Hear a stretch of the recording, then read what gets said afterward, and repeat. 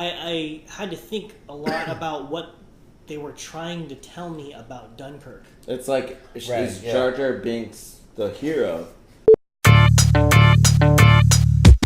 What's up? You're watching the Whatever Camera series. Hey. And today, we're doing a review. It's your boy Jordan here, joined by Simone, Matt, and Ilo. I'm Jordan. This evening, we watched Dunkirk, and that was an interesting movie to review because I didn't know very much about the backstory of this movie, and apparently it's based on real events. Or I told him it was a porn. I was thoroughly disappointed. But anyway, what we're going to talk about right now is about what the movie did right, what you may not enjoy about the movie. And we're just going to go and dive right into it. Why should people see this movie? What did the movie do right? You should see this movie if you already know exactly what Dunkirk is, and you're aware of everything that happened there, and you just kind of want to see it happen on film with Tom Hardy. Then you should probably check it out. Bang. Yeah, it was shot really nicely. It's a Christopher Nolan film, so it's it looks good. It sounds good.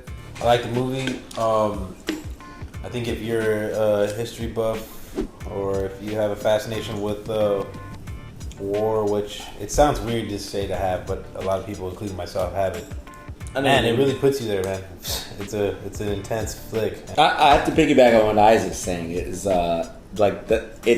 What drew me in from the start was the sound design. And I feel like even with Dark Knight, you can watch the first 10 minutes of Dark Knight with the Joker and just focus in on the sound design and even the music. And you're drawn in what's happening, the action. And that's what I appreciated. So if you're really drawn into war movies, as Isaac is saying, you're really going to like the movie because you feel like you're in the action. Yeah. You feel like you are worrying about what's happening in the situation. Yeah. You can relate to each character that's happening because each one of them isn't really a main character. In fact, there isn't a main character. And that's what's interesting. And that's what's so powerful about this movie. Because I'm going to compare it to... Well, dude, the main character is Dunkirk. It is. It's a place. No, it's a place. True, man. It's true. Dunkirk is the main character. Yeah. You're like, is this going to survive? Because I don't know if you guys noticed, the visual that reminded you of where you were was smoke. So there was like a smoke that was happening in the horizon. You're like, oh, that's Dunkirk.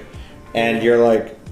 Every time you see it, you're like, we're getting closer or we're not. But they're still far away, right? But it's still far as it's on the horizon. Yeah. And so it was the visuals and the sound design that I highly appreciated. But as a film, there's no hero and villain. You're watching action. So it's a totally different perspective for like a film. like it should have been on the military at the show, whatever that's called.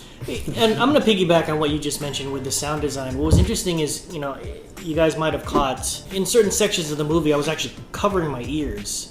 It's intense because it was really loud, but I feel like they did that on purpose because obviously if you're there in the battle, it's not going to be like when it's right next to you. Yeah. It's like, so you really do, like when you're on the beach and there's bombs going off and planes flying directly above you. You're gonna feel it. You're gonna feel it. You're gonna hear it, and it's super fucking loud. We have no idea what that sounds like.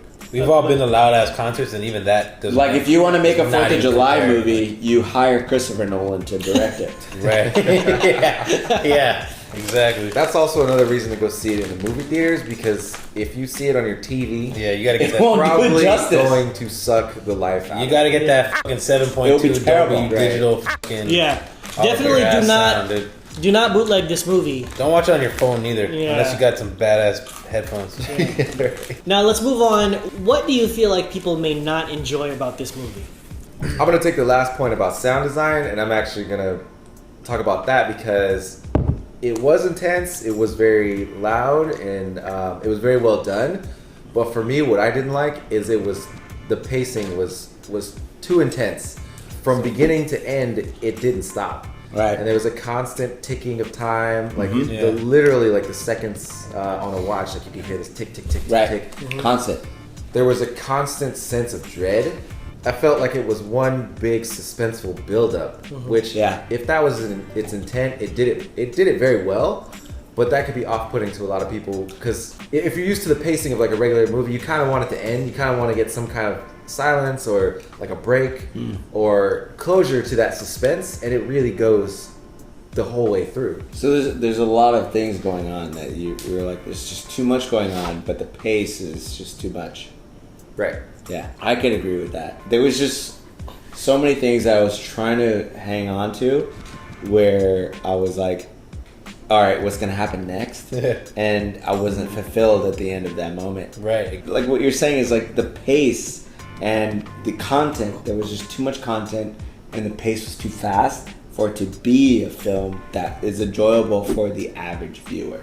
I feel like they ran into one of those fundamental issues on character development where the character is Dunkirk.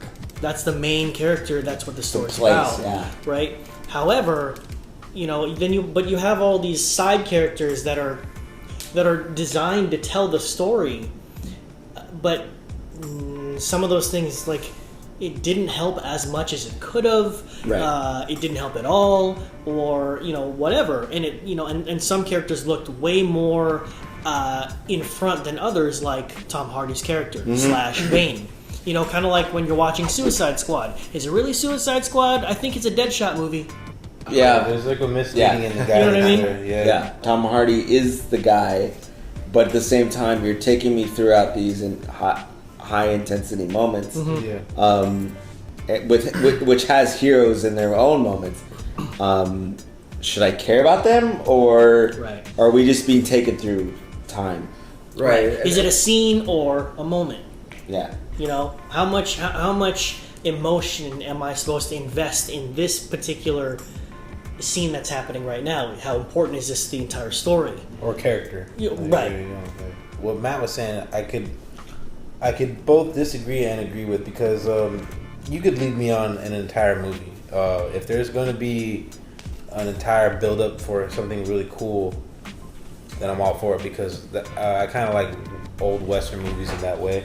Old Western movies, they'll have like only one conflict action scene, and the rest of the 2.5 hours will be just really dead nothing leading up to it, right? So I'm all for a good build-up, but I don't think this movie was arranged properly, like because it was so intense, and therefore the build-up was so good, and I really liked being frightened, and really, it got me to really use my imagination to try to picture myself there, and how scared I would be, and just how grim it seemed. And I don't know, there was just it's almost like he had all the great ingredients, he had all the good beginnings, and then at some point it seemed like whoever was in charge of the movie's layout just said, towards this part we're done with the movie. It's kind of like we're setting it up, it's gonna be dope, you know what, we're done. Just wrap it up. It's like when you fuck up a crock pot meal, you have all the ingredients and you're like, you just put it in a pot and you're thinking it's going to be good, and then it comes out shitty and you're like, oh my god. But in reality, you really didn't do anything. You just fucked up from the beginning. Also, I was a little, I felt also misled, like what Jordan was saying. There's several things that kind of, I look back now and realize there was no significance with. There's in the beginning scene, them walking around in a town and being shot at by their own people. That had no significance for the rest of the movie, which makes me sad, dude. I feel like there were opposing sides, because there were or it could have been British. It could have been British shooting French, but whatever it was, it wasn't addressed, and it wasn't ever talked about again. And you're like, are they there? Like they set up huge against each other, and they have the front line was through the city, so it was two different sides. Yeah, and I know they're like evacuating or whatever, but there was just no significance to it. And I don't know. That's key. That's like, something I forgot. Like the older I get, I just kind of go back and think about like what is the point of a lot of shit. And I'm not in charge of making the movie or the budget or the editing, but I'm just like, there was literally no point for that beginning part. Yeah. All right, so Isaac, send it or no? Send it. That's it. Send it. Anyway. Again, you're watching the Whatever Camp series with Simone, Matt, Isaac, and Jordan. Thanks so much for watching. If you haven't subscribed yet, make sure you subscribe. If you like the video, like the video. We'll see you guys in the next video. And tell your mama to subscribe. Can you elaborate on Like R. Kelly or something? your review of it being just a bunch of dudes? I didn't even think about that. The whole movie. Hey, when you're gonna watch a war flick, you gotta put your dude filter on. Where's Wonder Woman though? What are they just gonna criticize war? Like, Dude, she was in the other war. She was in the World War She II was on a though. different continent. What war are we in right now? World Do War we VII? know? Who was Dunkirk? Who was he? It was the guy in the plane. Was he a pilot? It was Robert Frost Dunkirk, aka Bob F. Dunkirk, and he was a shipping expert who really got the dock going. They went into like the millions as far as shipping and exports and imports, and they would.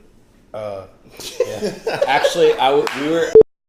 You need some big ass like fucking, you need some fucking ball cozies on your ears, dude. Ball cozies. Hey, you never had those? Ball cozies? No. Yeah, you never had one? No. Dude, fucking hot topic. So.